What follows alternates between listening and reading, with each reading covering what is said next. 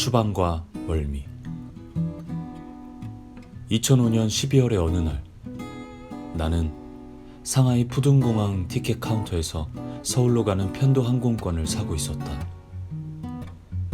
경험이 많은 여행자는 공항에서 항공권을, 더더군다나 편도는 사지 않는다. 터무니없이 비싸기 때문이다.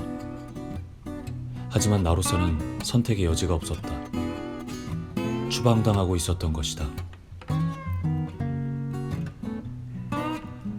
카드로 결제하실 건가요? 아니면 현금으로 결제하실 건가요? 엄중한 순간에 던져지는 이런 사소한 질문에 대해, 그 기묘한 효과에 대해 직업적 호기심으로 생각해보곤 한다. 예를 들어 형장에 들어서는 사형수에게 계단으로 올라갈 건지 엘리베이터로 올라갈 건지를 물을 수 있다. 인간은 질문을 받으면 답을 하도록 훈련되어 있다. 예정된 죽음이라는 절체절명의 순간에도 인간은 약간의 고심을 할 수 있고 눈앞에 닥쳐온 진짜 문제를 잠시 망각할 수 있다. 지갑에는 위안화 현금이 있었지만 나는 신용카드로 결제하기로 했다. 한 연구에 따르면 현금으로 결제하는 것은 뇌에서 고통을 느끼는 영역을 활성화시킨다고 한다. 아무리 자의로 주는 돈이라 해도 빼앗긴다는 느낌이 드는 것이다. 신용카드는 내 지갑에서 나와 잠깐 상대방에게 건너가지만 곧 되돌아온다. 현금은 가면 돌아오지 않는다. 조삼모사가 분명하지만 꾸준히 진화 중인 뇌에게 너무 많은 것을 요구하지는 말기로 하자. 나는 신용카드를 건넸고 한국으로 돌아가는 편도 항공권 결제가 되었고, 그러자 옆에 서 있는 공안 요원에게 뭔가 떳떳한 느낌이 들었고 추방의 고통이 조금 덜어졌다. 신용카드를 소유하고 있고 문제없이 결제된다는 것은 모국에서의 내 신용이 멀쩡하며 추방 같은 일을 당해서는 안 될 사람임을 입증하는 것 같았다. 그러거나 말거나 공안 요원은 내 지불 능력 따위에는 아무 관심도 없이 다음 절차를 이어갔다. 우리는 공안 요원 전용 통로를 지나 형식적인 소지품 엑스레이 검사를 통과한 후 게이트에 도착했다. 그로부터 2시간 정도를 말없이 게이트 앞 의자에 앉아 인천행 비행기가 탑승 절차를 개시하기를 기다렸다. 푸둥공항을 이륙한 비행기는 동중국해 상공을 지나 어둠이 깔린 인천공항에 도착했다. 짐을 찾으며 아내에게 전화를 했다. 어디야? 숙소에 도착한 거야? 아니, 여기 인천공항이야. 아내는 한동안 말이 없었다. 놀란 것도 당연했다.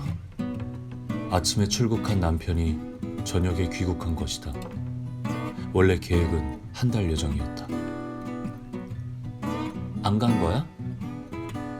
아니, 가긴 했는데. 무슨 일 있어?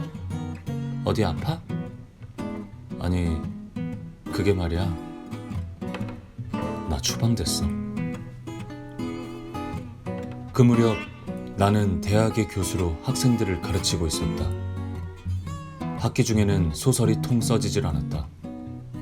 겨울방학을 맞아 본격적으로 작업을 해보리라 결심하고 적당한 곳을 알아보기 시작했다.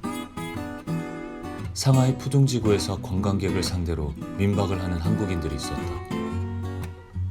투자 목적으로 사들인 아파트를 마냥 놀리기는 뭐하니 관광객들에게 단기로 빌려주는 것 같았다. 삼시세끼 밥도 차려준다고 했다. 해주는 밥 먹으며 조용히 글 쓰다 오기에는 적당해 보였다. 심심하면 상하이 시내에도 놀러 나갈 수 있을 터였다. 집주인에게 이메일을 보냈더니 중국 공상은행을 통해 숙박비 전액을 선불로 입금하면 예약이 완료된다는 답변을 받았다. 집은 신축이라 깨끗했고 내가 쓸 방은 화장실이 따로 딸린 안방으로 전망 좋은 발코니도 붙어 있다고 했다. 사진으로 봐도 아주 근사했다. 나는 한 달 숙박비와 식비 전액을 위안화로 환전해 송금했다. 필요한 자료들을 챙기고 무료할 때 읽을 책들도 골라놓았다. 겨울인데다 장기여행이어서 짐의 부피가 작지 않았다. 나는 그 짐들을 모두 끌고 만 하루도 안 돼 집으로 돌아온 것이다. 추방이라는 얘기를 들었을 때 아내는 내가 쓰고 있던 소설의 내용 때문일 거라고 짐작했던 것 같다. 난파된 후 북으로부터 잊혀져 혼자 살아남아야 했던 간첩의 이야기를 쓰고 있었던 것이다. 후에 빛의 제국이라는 제목으로 출간된 이 소설은 남한과 북한을 모두 경험한 주인공의 입을 통해 두 체제 모두의 비판적인 시각을 드러내는데 북한 관련 이슈에 민감한 중국 당국이 나의 입국을 막았을 개연성이 있다고 본 것이다. 그런 추측이 터무니없지도 않은 것이 빛의 제국은 그 후 미국과 프랑스, 독일, 일본 등 여러 나라에서 번역되었지만 유독 중국에서만은 당국의 검열 때문에 출판이 어렵다는 현지 출판사들의 전언이 있었다.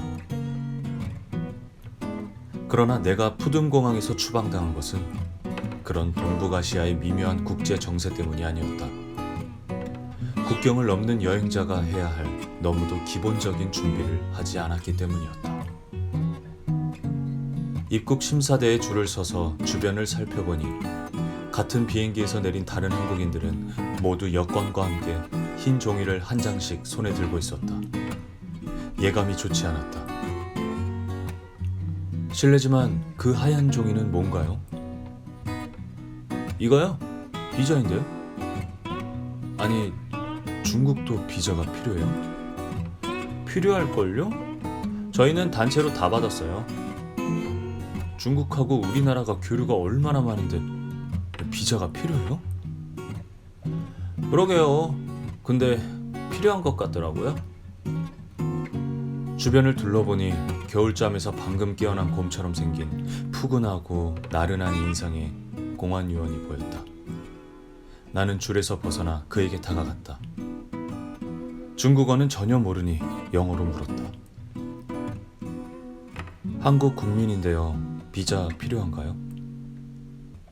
그는 부드러운 미소를 지으며 자기를 따라오라고 손짓했다.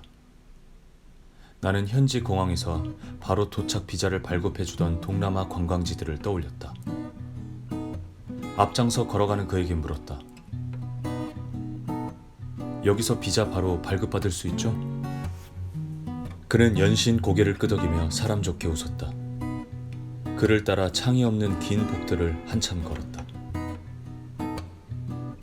손에 보온병을 든 공안 요원들이 그와 인사를 하고 지나갔다. 나는 제복을 입은 요원들로 북적이는 사무실 한 구석으로 안내돼 자리에 앉았다. 중국차 향기와 오래 환기하지 않은 지하실에서 나는 퀴퀴한 냄새가 한데 뒤섞여 있었다. 그는 내 여권을 달라고 하더니 꼼꼼하게 살펴보고 복사를 했다. 그러더니 서류 한 장과 볼펜을 내밀며 서명을 하라고 했다. 서류는 중국어 간체로 쓰여 있었다. 내가 서명을 하자 그는 환하게 웃으며 그 서류를 가져갔다. 그는 내가 무슨 질문을 할 때마다 예의 그 밝은 미소를 지으며 하오를 반복했다. 그런 우호적인 분위기로 미루어 볼 때 금방이라도 도착 비자가 나올 것 같았다. 다만 모든 비자에는 수수료가 있을 텐데 왜 돈을 달라는 얘기를 전혀 하지 않는지가 조금 꺼림칙했다. 그는 서류를 왼쪽 손에 든 채 나를 데리고 다시 어디론가 움직였다. 입국 심사대로 돌아가겠거니 했지만 그와 함께 나온 곳은 출국장이었다. 그는 나를 동방항공의 티켓 데스크로 데려갔다. 그제야 상황을 파악한 나는 곰아저씨 공안에게 이게 무슨 상황이냐고 물었다. 그는 내가 서명한 서류의 한 부분을 손가락으로 짚었다. 간체로 쓰여 있기는 했지만 자세히 보니 해독 가능한 한자들이 덜어 있었다. 내가 중화인민공화국 법률을 위반하였음을 인정하고 즉각적인 추방에 동의한다는 내용 같았다.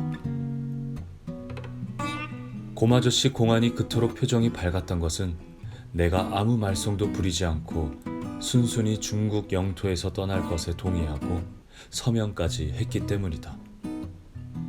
그제야 나는 비싼 편도 항공권 값이라도 줄여볼 요량으로 아직 쓰지 않은 인천행 항공권으로 추방되면 안 되겠냐고 물었지만 그 비행기는 이미 떠났단다. 그럼 공항에서 하루 자고 내일 그걸 타고 돌아가면 안 되냐고 묻자 그는 단호히 고개를 저으며 추방은 가장 빠른 교통편을 이용해 중국 영토를 떠나야 하는 거라고 나도 이미 동의했다며 내가 서명한 문서를 들이밀었다. 내 짐은 자기들이 찾아서 그 비행기에 실을 테니 걱정하지 말라고 했다. 게이트에 도착한 우리는 그 후로 아무 대화도 나누지 않았다. 이런 일을 겪은 사람이 흔치는 않겠지만 겪어본 사람으로서 말하자면 의외로 최악의 기분은 아니었다. 여행은 아무 소득 없이 하루 만에 끝나고 한 번 더 중국을 왕복하고도 남을 항공권 값을 추가로 지불했으며 선불로 송금해버린 숙박비와 식비는 아마도 날리게 될 것이 뻔했지만 난생 처음으로 추방자가 되어 대합실에 앉아있는 것은 매우 진기한 경험인 만큼 소설가인 나로서는 언젠가 이 이야기를 쓰게 될 것임을 예감하고 있었다. 그런 의미에서 작가의 여행에 치밀한 계획은 필요하지 않을지도 모른다. 여행이 너무 순조로우면 나중에 쓸 게 없기 때문이다. 그래서 나는 어느 나라를 가든 식당에서 메뉴를 고를 때 너무 고심하지 않는 편이다. 운 좋게 맛있으면 맛있어서 좋고 대실패를 하면 글로 쓰면 된다. 그런데 그렇게 대충 아무거나 시켜버리는 내 버릇 때문에 피해를 보는 동행들도 없지 않았다. 한 번은 동료 작가들과 함께 폴란드에서 열리는 문학 행사에 갔다.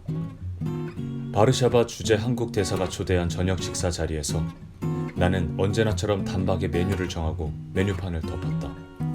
몇 명의 동료가 내가 시킨 메뉴를 따라 시켰고 나는 말렸다. 나 역시 폴란드는 처음이며 요리도 전혀 모른다고 말했다. 그럼에도 끝내 생각을 바꾸지 않고 최초의 선택을 고집한 분들이 계셨고 나와 그분들 모두 정체를 알 수 없는 문제의 요리를 절반 이상 남긴 채로 식사를 마쳐야만 했다.